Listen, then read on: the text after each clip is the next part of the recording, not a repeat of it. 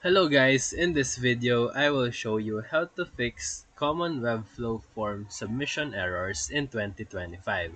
So let's dive in. Step 1.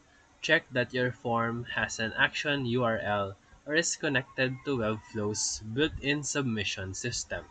Step 2. Make sure you haven't removed or renamed any key name attributes on form fields. Step 3. If you are using custom code or third-party tools, make sure that the script is properly loaded. Step 4. Check the reCAPTCHA integration isn't failing. Remove it temporarily to test. Step 5.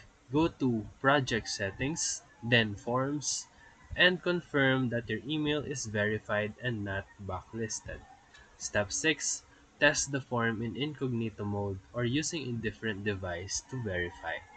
After these steps, your forms should work smoothly again.